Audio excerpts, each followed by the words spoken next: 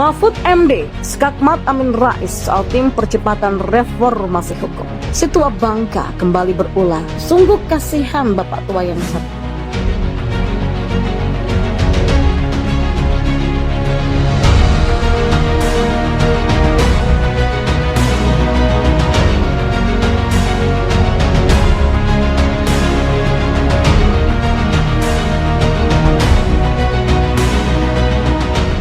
Ya, Mahfud MD belum lama ini membentuk sebuah tim yang dinamakan Tim Percepatan Reformasi Hukum yang dibentuk berdasarkan SK Menko Polhukam nomor 63 tahun 2023. Tim ini dibentuk dengan sebuah alasan utama, yaitu banyaknya permasalahan hukum di negara ini. Salah satu masalah yang banyak ditemukan adalah di sektor peradilan dan penegakan hukum, misalnya tindak pidana korupsi yang dilakukan oleh Hakim Agung. Ada juga permasalahan di sektor agraria dan sumber daya alam yang rentan diselewengkan oleh mafia pertanahan dan pertambangan. Selain itu ada juga masalah pada sektor perundang-undangan yang butuh perbaikan secara komprehensif. Dengan banyaknya permasalahan itu, maka tim akan diminta untuk melahirkan naskah akademik dan rancangan peraturan perundang-undangan. Kemudian hasil rekomendasi akan disampaikan kepada Mahfud dan diteruskan kepada Presiden Jokowi. Tim ini dibagi menjadi 4 kelompok kerja yang berasal dari unsur praktisi hukum, pemerintah, akademisi, dan tokoh masyarakat. Salah satu yang sudah kita kenal adalah Najwa Shihab yang masuk dalam kelompok kerja bidang pencegahan dan pemberantasan korupsi. Masing-masing anggota dalam tim ini bekerja independen tanpa intervensi, tidak bisa disetir oleh pemerintah dan tidak digaji oleh Mahfud. Tim ini kemudian mendapatkan respon keras dari seorang bapak tua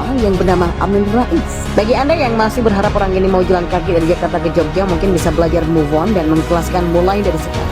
Harapan kita makin lama makin kecil dan setipis kartu ATM. Amin Rais bilang tim percepatan reformasi hukum adalah bentuk penghinaan terhadap presiden terpilih nanti, karena presiden selanjutnya diminta untuk melanjutkan sebuah Indonesia yang menginjak-injak dan mengacak-ngacak dunia hukum. Kondisi tanpa hukum Indonesia di zaman Jokowi terus dilanggengkan oleh presiden pilihan rakyat. Dia menilai rekomendasi dari tim tersebut dikhawatirkan tak bisa membawa perubahan dan tidak akan digunakan oleh presiden selanjutnya. Karena itu dia sarankan agar tim tersebut tidak perlu dilanjutkan. Bahkan ada narasi bahwa tim ini sengaja dibentuk oleh Mahfud untuk mengamankan posisi Jokowi. Dari sini saja kalian sudah bisa menilai apakah narasi ini bermutu atau cuma narasi sampah yang digaungkan atas dasar benci kepada pemerintah. Tapi ada yang lucu dari komentar Mahfud ketika ditanya soal kritik terhadap tim ini. Mahfud menjawab dengan santai tapi telak. Dia bilang statement Amin Rais tidak usah dikomentari. Dia bilang begini, nggak perlu dikomentari lah kalau Pak Amin Rais. Anda silahkan komentari sendiri, kata Mahfud. Biasanya jawaban-jawaban dari Mahfud MD sangat logis, terukur, dan mudah dipahami. Tapi kalau sampai dia males meladeni kritikan dari Amin Rais, artinya Amin Rais ini sudah kelewat batas. Amin Rais sudah seperti anak kecil yang rewel, yang nggak penting untuk diladeni. Sesekali dia memang pantas dipermalukan seperti ini.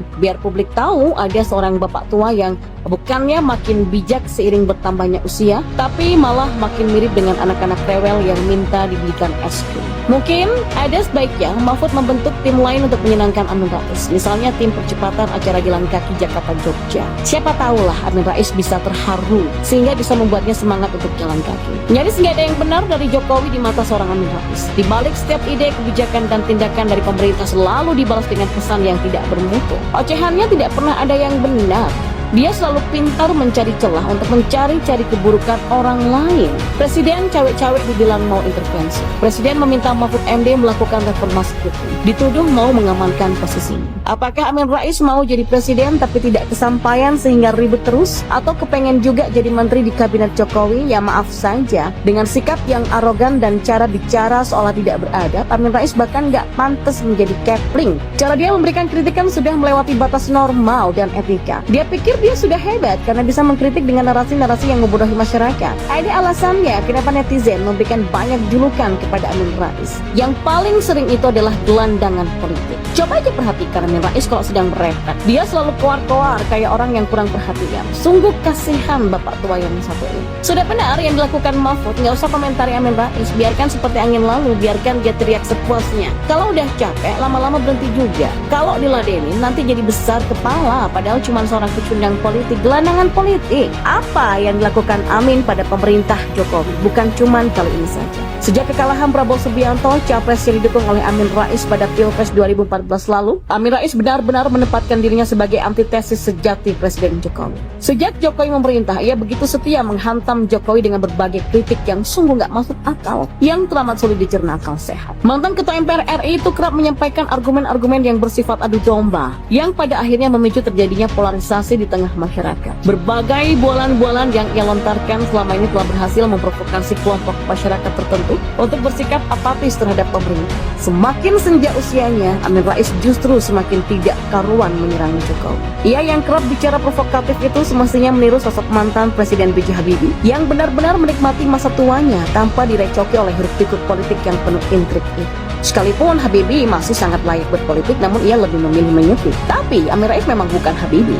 Ia memang politikus sontoloyo. Saking sontoloyonya, Allah pun turut diseretnya ke ranah politik untuk melampiaskan rasa bencinya kepada Jokowi. Hanya karena ketidaksenangannya kepada Jokowi, dalam sebuah tausiahnya ia pernah menyebut bahwa Jokowi adalah musuh Allah yang harus dihancurkan. Sadis bukan? Apakah dia wakil Tuhan? Sehingga ia dapat mengkategorikan siapa musuh dan sahabat Allah. Atau Amin Rais sepertinya telah menempatkan dirinya sejajar dengan Tuhan. Ya sungguh sebuah pemikiran yang sangat dangkal, picik, dan menyesatkan. Di rumah Allah ia menyuarakan kebencian. Di rumah Allah ia menyuarakan berita bohong.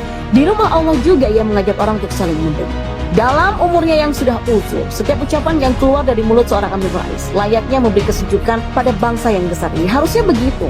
Ini bukan malah menimbulkan kegaduhan dan pertengkaran antar kelompok yang berbeda yang pada akhirnya akan merusak tali silaturahmi dan persaudaraan antar sesama anak bangsa. Pendidikan Amin Rais yang cukup mentereng itu, seorang profesor bergelar doktor, ternyata nggak lantas membuatnya mampu berkomunikasi sementereng berbagai gelar yang melekat padanya. Kemampuannya berkomunikasi sangat jelek, bicaranya aneh dan serampangan. Ia asbun asal bunyi dan terlalu banyak bacot. Keanehan seorang Amin Rais kembali muncul kemarin. Dicegahnya salah seorang kader PAN nih, yang saat ini juga duduk sebagai wakil ketua DPR RI Taufik Kurniawan untuk bepergian ke luar negeri oleh KPK waktu itu membuatnya berang. Amin Rais selalu menyerang lembaga anti rasuah itu dengan berbagai ucapan sontoloyonya. Ia menilai bahwa pencegahan Taufik Kurniawan oleh KPK waktu itu merupakan sebuah upaya penjungkir balikan keadilan yang luar biasa. Ia menganggap bahwa KPK telah melakukan tebang pilih dalam pemberantasan korupsi. Mungkin Amin Rais lupa, seorang Setia Novanto pun ketua DPR, ketua umum Partai Golkar yang merupakan partai pendukung pemerintah telah dipenjarakan KPK karena melakukan korupsi. Kurang berani apa lagi KPK coba? Tebang pilihkah yang mana?